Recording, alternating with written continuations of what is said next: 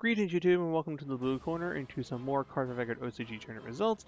Set 6 is now out, and just like you, I'm curious to see just what it's going to do in the format.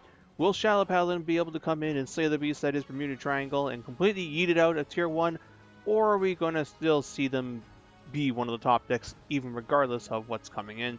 And what about the other clans? Pale Moon, Murakumo, DI, will they be good? Well, let's just get right into it. So first up, as far as the premium side goes, we have the only one tournament, which is the Business Trip Grand Prix Akiba TCG Chop 193. 84 participants were at it. Neo Nectar won it, and Shadow Paladins got second place. And let's see, I don't believe this Shadow list is playing anything from set 6. So yes, Luard, and you've got Token Beats. Now they say there's going to be a new restricted list coming out on the 20th, but as we all know, it's going to mean absolutely fuck all. I expect nothing to be hit. They'll say, oh, we're going to put Neo Nectar on the watch list, but we as well know the watch list just means no, don't do that. Oh, you're going to do that anyway? Well, we are entirely powerless to stop you. And yeah, that's... And as far as standard goes, they're not going to do anything, and we all know that, even though they should have hit things like, what is it, Caro? And yeah, I think there's a couple BT cards that do deserve to be hit. Anyway, so yeah, that's it for premium. On to standard. So as far as what we have for standard today, it's just singles and then a 2-deck tournament. There's no teams this time around. And as far as the single stuff goes, first up we have the Niigata Grand Prix 2019. Silverthorns won it, Grand Blue got second, and Narukami got third and fourth, but the turnout for this was only 26 people, so take that for what you will. Anyway, looking at the Silverthorn deck list, we've got Lukier, the Silverthorn Grade 3, and Golden Beast Tamer, which I do believe is going to get dropped in later lists, as we will see a couple more Silverthorns in this video. But yeah, Silverthorns actually got it in there. I will admit, I did underestimate how good they would be. I figured Lukier's Counterblast 2 and a discard would be just too much of a hindrance to the deck's ability to play, but apparently it's actually capable of popping off even regardless of that, and it hits for some pretty good numbers, which is a thing that a lot of other Axel decks can't really do on Axel 2 outside of Nova Grappler and Aqua Force. It's one of the issues that Narukami had last format, was its inability to actually hit over the power thresholds that it used to be able to on Axel 2, because none of our cards in this recent set really do get lots of power outside of Zuitan. Speaking of them, we have 2 of them in 3rd and 4th place, which is more than, that's like more tops already than they had last format as far as singles go, which was none. Moving on, we have the Kumamoto VGCS VMC qualifier. 60 people, Royal Paladin won it, Murakumo got second, BT got third, and Naru's got fourth. So back-to-back singles appearances for Naru's, Murakumo getting in there, which I also admit that I more or less have been sleeping on that clan, but this is the only appearance of Murakumo that we will be seeing today, whereas Pale Moon gets a couple. So instead of sleeping on them, I choose instead to nap on the deck. But yeah, BT is still showing that it's very strong. And as far as the numbers go, Shadows were the most played deck in the room, followed by Bermuda Triangle, which does not surprise me. I am surprised that they didn't top, though. Royal Paladin, afterwards you have 8, Pale Moon at 6, Link Joker and Murakumo at 5 apiece, Narukami at 4, and Deep Police, the former one of the top decks of the last format, only at 3.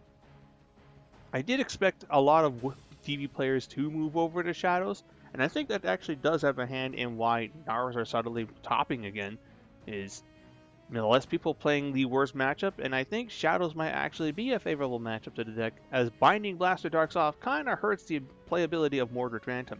Anyway, first place deck list, we've got your typical Royal Paladin deck here. The only thing I really notice is that he's only just playing Ganslot as a grade 3 and nothing else. Then you've got Bermuda Triangle here as the third place deck, and that's all that we've got. Then we have the Hong Kong VGCS, 55 people are at it. BT was the first and second place deck, Narukami at third place, and finally Shadow Paladins was its first appearance in this video.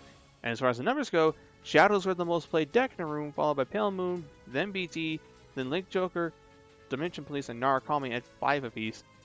And we've got Royal Paladin, Grand Blue, Gold Paladin, and yeah, so no Murakumo though. So they were there for the one tournament and then just gone. Anyway, first place deck list, you've got BT. Second place BT. Third place Naru. So, me being the Naru guy, I'm going to quickly take a look over this. And he's got one of the 10k body. That's a promo. No, 12k body. That's a promo that we don't have yet. Volt Pike Dragoon, I believe is what it's called. I wonder if we'll ever get that, but he's playing Gauntlet Buster, Drill, Great Composure Dragon. I do agree with the Composure idea, as I mentioned a little bit ago, that this deck has problems hitting over power thresholds on XL2. Great Composure helps with that. 2 Decite. I'm not too sure about that one, but he's playing Volt Capture Dragon over Gaiban, which does make sense. We're probably in a less protect-heavy meta than we were before. And Shadow Paladin. So, this guy's playing. We've got Mordred, the new Grade 3, and the old Grade 3 Rare. That was a card I did think you'd be playing as a backup until this Triple Rare Grade 3 got spoiled. I still can't believe they had the balls to actually make 2 Shadow Paladin cards a VR, and both of them being 4-0s at that. Like, even though Shadow Paladin players have probably some of the deepest wallets in the game, that's still pretty money hungry of them. Anyway, moving on to the Malaysian Gift VGCS standard format, 2 decks and 75 players at them. If you guys don't remember how 2-deck format works, you basically take 2 different clans and you play a best of 3 of them. When you win your first game with your main deck, you then have to switch to your secondary deck. However, if you lose with your main deck, you have the option of sticking with it or switching to a different one, and the first person to win with both decks wins the match.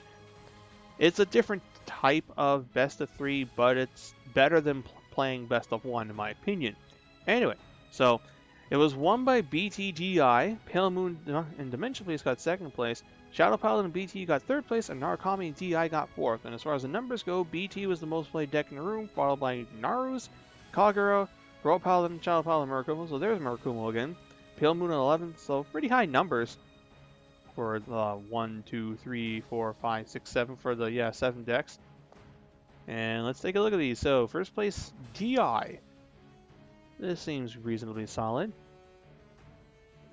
Yeah, I think you can get to NLK pretty decently, I think, now, so I don't think you need to max out on him. That new VR is low-key kind of really good. Then you've got his other deck, which is the Pale Moon. I mean, not the Pale Moon, the Community Triangle. Here's your 2nd place Pale Moon deck list. So this guy, yeah, he's dropped Golden Beast Tamer, and he's just playing Luquier and the other Grade 3. Then you've got his Dimensional Police deck list. I'm definitely glad to be seeing less of this in the format. Then we've got our 3rd place BT deck list, our 3rd place Shadow Paladin list. This guy's playing Phantom Blaster Dragon as his backup Grade 3. And now that I think about it, I don't believe the Shadow lists that we've seen today are playing Claudius or Dorant. Instead, they're still playing the Swordbreaker and the main. Granted, I figured the main's not going anywhere, but I legitimately thought that we might see them drop Swordbreaker for the Claudius Dorant package. And let's see, there's Cursed Lancer, Masquerade. I'm now legit curious. Let's go back a couple deck lists here. Whoops, missed it here. Okay, so yeah, this guy's also not playing Claudius or Dorant, so I guess they just chose not to play Claudius and Dorant. I figured they would have. Oh well, it's Shadow, so I don't really care. Moving on to our, let's see, back to 3rd place. And then finally, our 4th place deck list, we've got DI here and Narukami. This guy's playing Gaiban at more copies and 1 Volt Capture. He's also playing 6 fronts, whereas the last Naru list that we looked at was playing more crits. And that's it for the 2-deck format. We have one more, which is the Hachi Lab VGCS. 56 people are at it. 1st place was BT, 2nd place was Pale Moon, 3rd place was Dimension Police, and 4th place was Nova Grappler. And look at the numbers for this one. The most played deck in the room was Shadow Paladin, followed by Dark Irregulars, then PM, BT at 6 apiece, Royal Paladin, Narukami at 4, and then 3 Link Joker, Nova Grappler, Murakumo, and 2 Kaguro, and then 1-ups for Grand Blue. So, yeah, Shadow Paladin are not surprisingly seeing some of the highest amount of play in the room. However, it's not converting well into tops. Like, they're basically this format's Narukami if this keeps going, which I find to be hilarious, actually. And the Naras are doing better now than they were before, but I'm going to attribute that to, again, there being just better matchups for them now, and less DP being played. Like, the Dimension Police numbers are down compared to before. Pale Moon is... I think Pale Moon's actually... Yeah, Pale Moon is actually doing better than Shadow Paladin, and, like, the best of the clans from Set 6. So, yeah, what to take away from this? Granted, it is Week 1, and we'll take a look at these deck lists here. So here's BT, Pale Moon. This guy is also playing Silverthorn, Lukier Silverthorn back of Grade 3, and he's playing the other Grade 3 that I think gets you a counter charge. Yeah, I believe so, because like the deck's counter charging is, you really you have to rely on like the old Pale Moon cards to let you counter charge. Is he? No, I think about it. Is he playing? Yeah, I think he's playing fronts. I never even bothered to check the trigger to the other Pale Moon deck list, but we'll get to that in a moment. Here's your DP deck list, and here's Nova Grappler. I don't know what's going to be happening with Novas because they're still a really good deck. That has not changed. It's just, I wonder if Pale Moon's the better of the two.